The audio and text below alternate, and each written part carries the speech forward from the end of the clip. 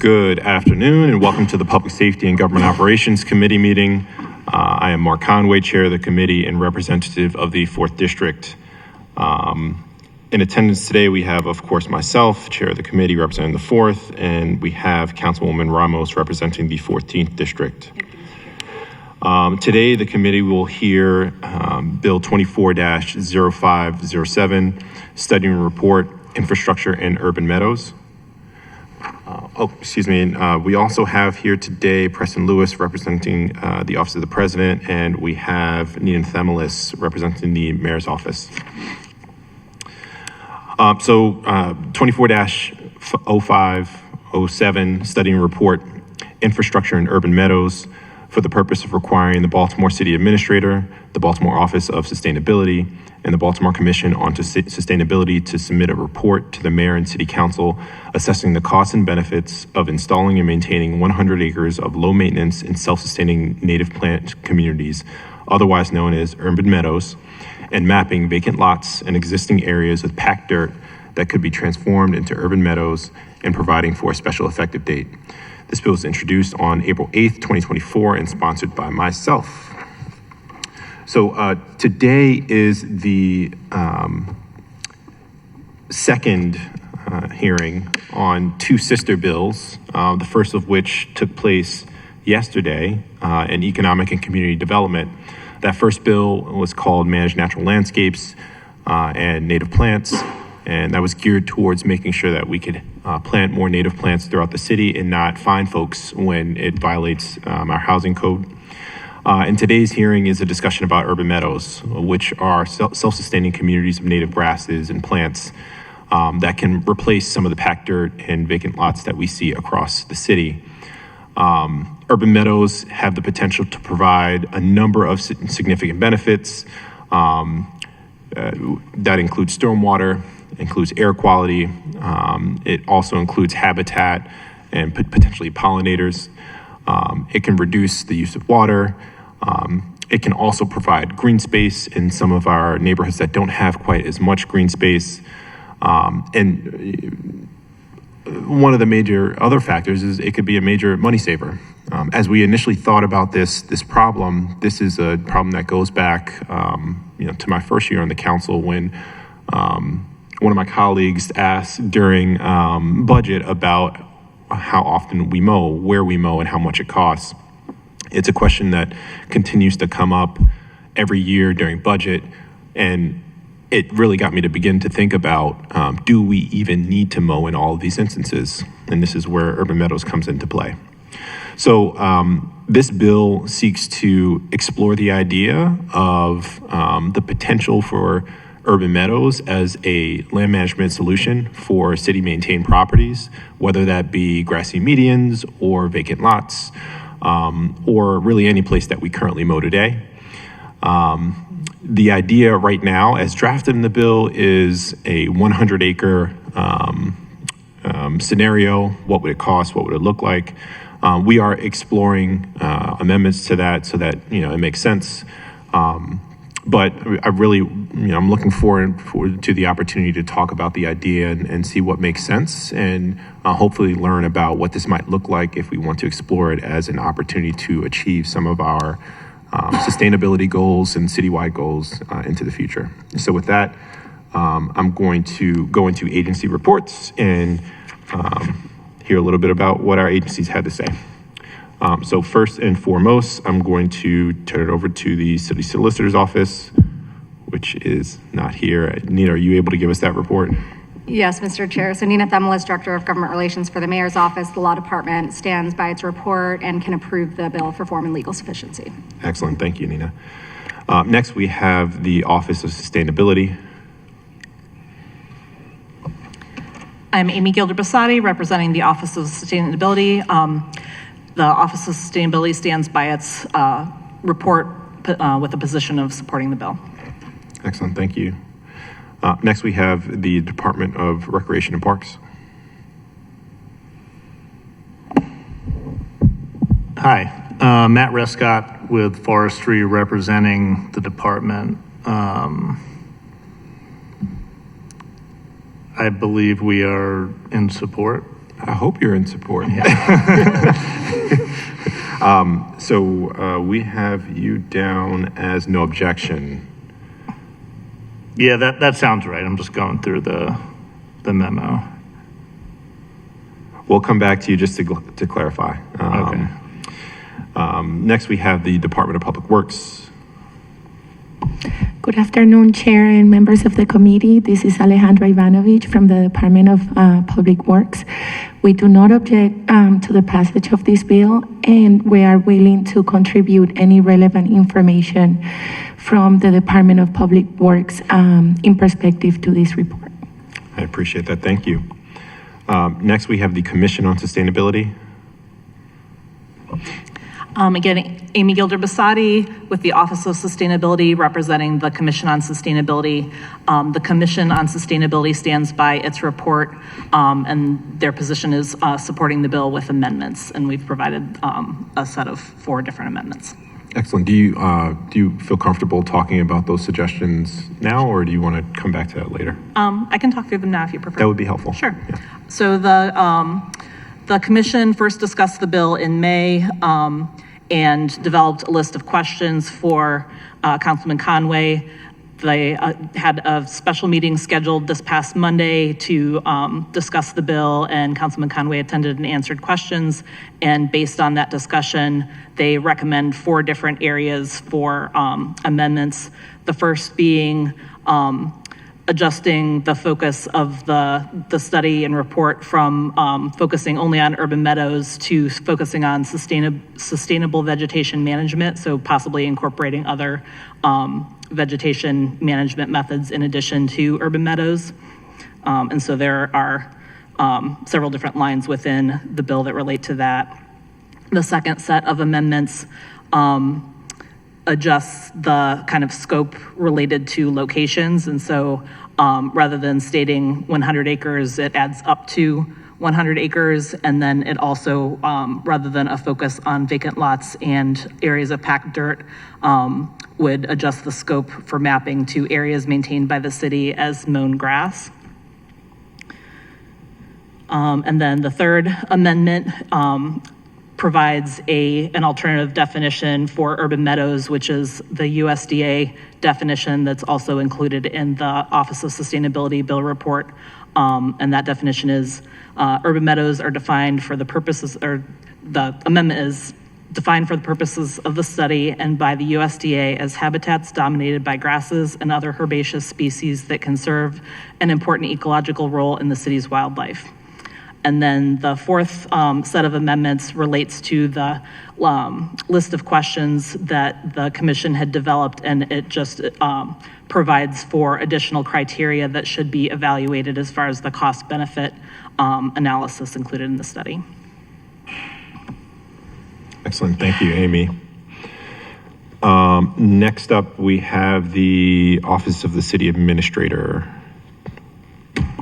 Good afternoon, Mr. Chair. Nina Thumless, Mayor's Office of Government Relations. We do not have a report on file for the city administrator, but we would like to work alongside the sponsor and the Commission on Sustainability and other agencies to produce a set of amendments. At a baseline, given the extent of the study, it's likely that we would need more than 120 days to complete it. Also, we want to make sure that if a study is produced, that it's robust, and therefore would need to pursue funding options for the study.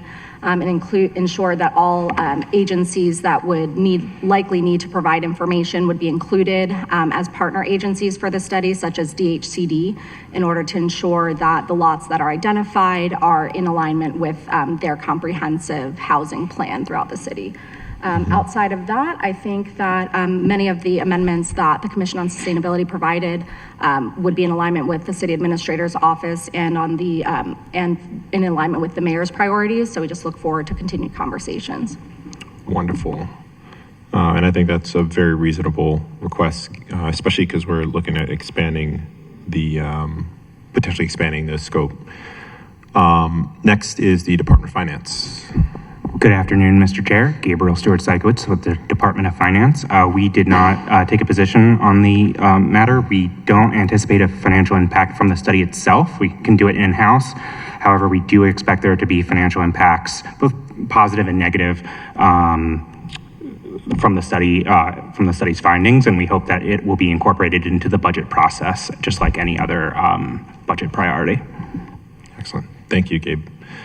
Any questions from my colleague?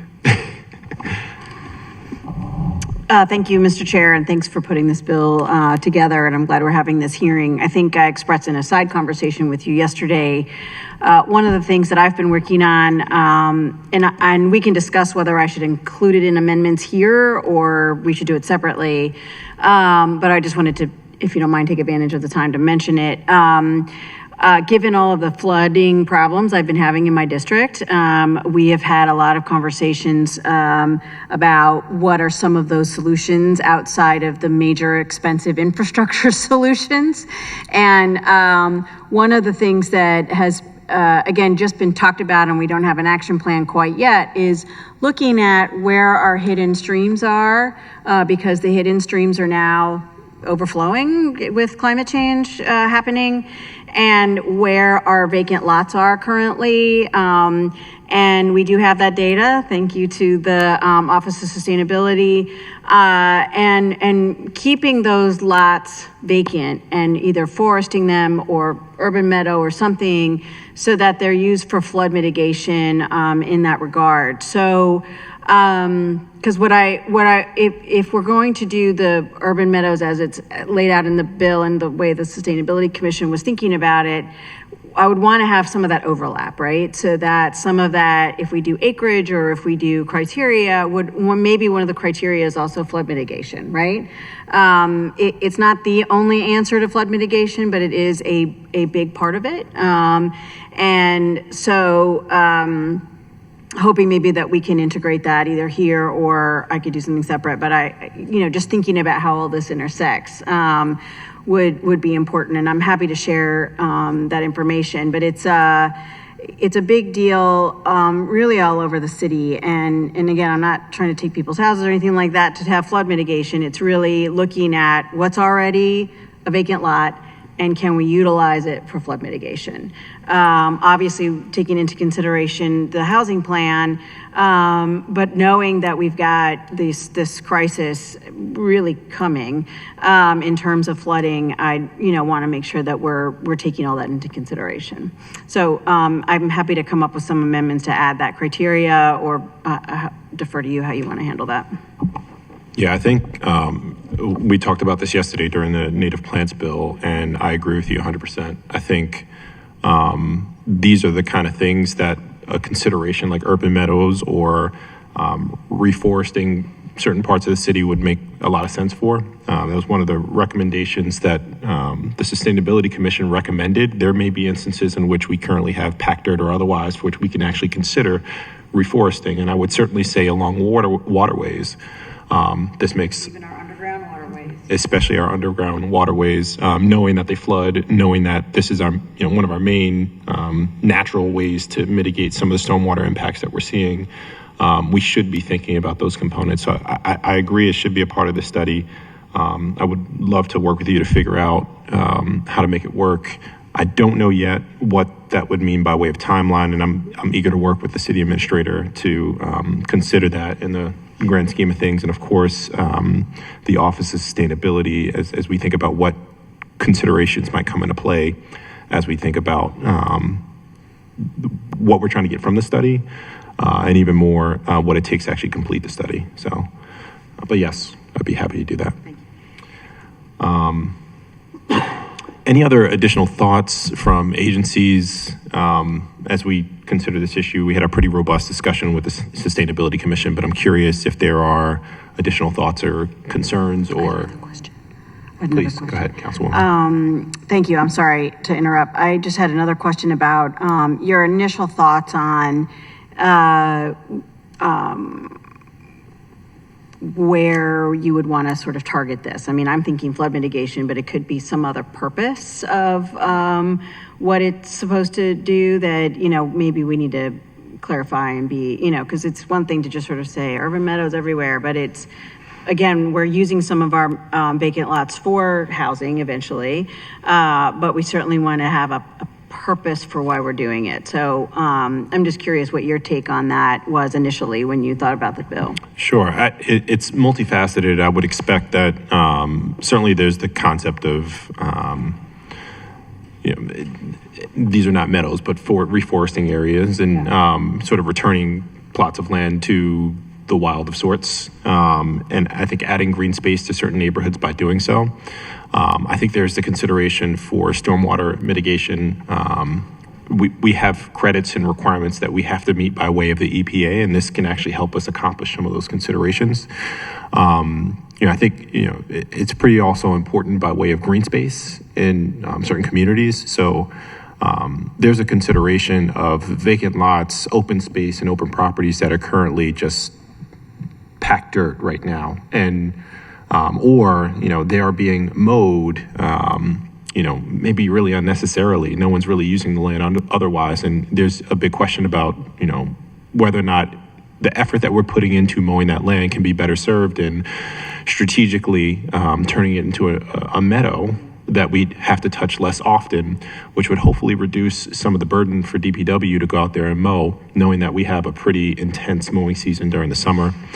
So, I think there are a lot of considerations: green space, stormwater mitigation, heat island. We talk about pollinators, and we had a pretty robust discussion yesterday about oil birds and how we would love to have them more visible across the city. So I think there's so many, important considerations that this bill brings into play. My hope is that with some of the recommendations that the Sustainability Commission made, they recommended looking at exactly some of those things. So, yeah.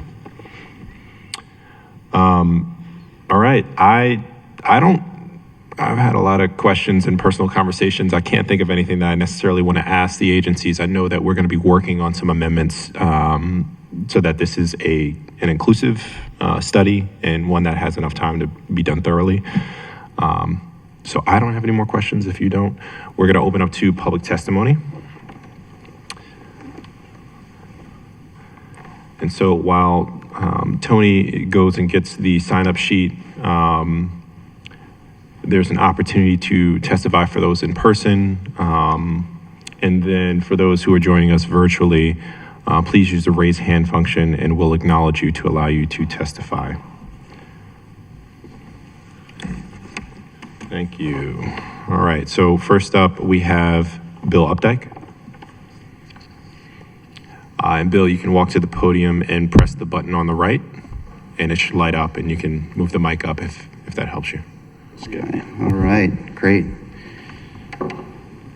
Thank you very much. Should I go ahead and start? Yes. Excellent. Well, thanks to Councilmember Conway for introducing this important legislation, and thanks to the rest of the council for considering it as well. My name is Bill Updike. I'm the program manager for the Smart Surfaces Coalition. We're a coalition of more than 40 organizations dedicated to transforming urban surfaces to reduce extreme heat in cities and stormwater flooding while delivering environmental justice outcomes for city residents.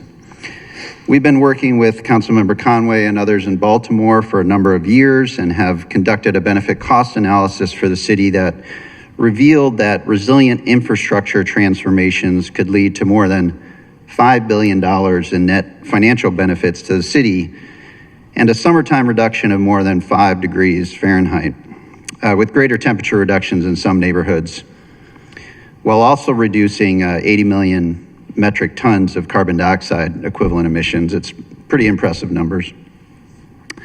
So urban meadows are a key component of these resilient infrastructure transformations. The unfortunate reality that we face and that we find ourselves in is a bit of a dire situation when it comes to pollinator species, which have seen an average of 40% reductions in the past few decades due to habitat loss, pesticide use, and the impacts of climate change. Some species, like the monarch butterfly, have declined by upwards of 80%. Research shows that at least 40% of pollinator species they face full extinction risk in this century. And as it turns out, 75% of our crops rely on pollinators. I think we can all agree that this is a big problem given that, we eat those crops.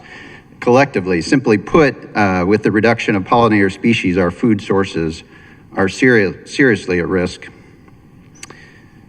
That's the doom and gloom side of things. But the good news is that this is potentially solvable problem. If we can restore habitat for these critical species and mitigate the other negative impacts, we can reverse this troubling trend. We can collectively help save these species and thus ourselves in the process. The creation of urban meadows is one great strategy for doing just that, and we're finding an increasing number of cities that are deploying urban meadows at scale, including Chicago, Detroit, Denver, many others. Austin currently has 173 acres in its urban meadows program. It's pretty impressive. Research has shown that versus mowed grass, meadows can support more than 25 times more life and can increase solar reflectance by 25 to 34%, thus helping to reduce extreme heat in cities. And cities are finding that deploying urban meadows can also reduce costs and pollution from decreasing mowing and fuel consumption. There's a whole host of other benefits as well as the cost and air pollution reductions, including mitigating urban heat island, greenhouse gas emissions, improving water quality, reducing stormwater impacts and flooding, increasing opportunities for recreation, and supporting species like the namesake, your namesake, the Baltimore oriole and the Baltimore checker spot butterfly, which is a state species of concern for being threatened and potential extinction.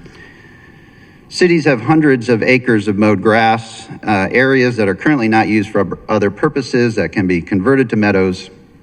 This important bill will help the City of Baltimore to analyze opportunities for meadow conversions and identify locations for Baltimore to join other leading cities around the country in this transition to support more biodiversity, help save species from extinction, reduce costs to taxpayers, improve health outcomes for residents, and make the city just generally a more beautiful place.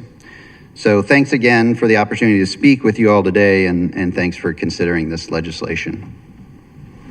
Thank you, Bill. All right, next up, we have Danielle Bilot.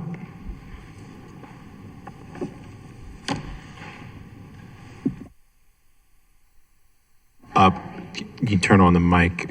There we go. Wonderful. Just kidding. Good afternoon, everyone, and thank you to the councilman and committee for hearing testimony on this bill today. My name is Danielle Bilot, and I am the greening coordinator for the City of Baltimore, but today I am providing testimony as an expert in the field of biodiversity, climate mitigation and adaptation, and landscape project management, not on behalf of DOP.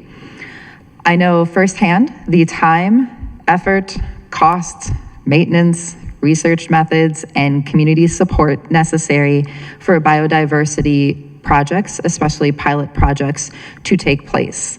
I was part of the team during the Obama administration that worked on and contributed to the White House Pollinator Action Plan. I have presented at major conferences around the country, including TED in New York City and TEDx, taught at an R1 research university for multiple years, and have run my own pilot series for research that focused on biodiversity and specifically native bee habitat, and have a great amount of wealth of knowledge around those subjects. Overall, I have about 13 years or more of direct experience related to this bill. Data available on multiple government websites and ArcGIS shows high urban heat islands in Baltimore are strongly correlated to historical redlining practices, especially. Street trees are a great mechanism for heat reduction, but that does not fully address the homes adjacent to the thousands of vacant lots that we also have across the city. Trees are also considered a permanent structure, so often under adopt-a-lot scenarios, they may or may not be allowed to even be implemented, which is a benefit to the Urban Meadows bill as well. Very recently, we witnessed the extreme amount of tree debris that occurred after 2 weeks of extreme heat, followed by a heavy rain event. Events like this will continue to occur, and we as a city need to be prepared to accommodate these extreme events without deploying numerous city resources that already are maxed out. I also want to recognize that not all communities may currently desire biodiversity efforts, but I believe this is often due to historical and continued disinvestment in neighborhoods, not because of the lack of desirability for biodiversity. So working with different community engagement strategies is definitely key here, and showing up and committing and following through is going to be also very important. Planting beds in these areas have often become overgrown with invasives and or litter in the past, and this is not all a result of city practices, but if government does not lead with well-rounded research, strategy, and engagement, who will? This bill is not about immediate implementation. It is a study and report about the efficacy of urban meadows and hopefully other ecosystem typologies to mitigate climate extremes, especially heat, stormwater management, reducing VOCs, volatile organic compounds, and fine particulate matter from a very large offender, lawnmowers and edge cutters, and innovative ways to manage the city's stormwater and flooding conditions, as the committee previously identified. This is also a great and unique opportunity to look to other locations beyond vacant lots, such as the existing engineered stormwater drainage ditches at many schools across the area.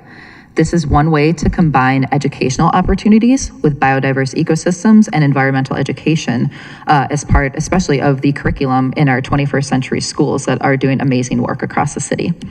And they also have embedded personnel to support these initiatives, from managing the grants to doing the maintenance and integrating that into the education system.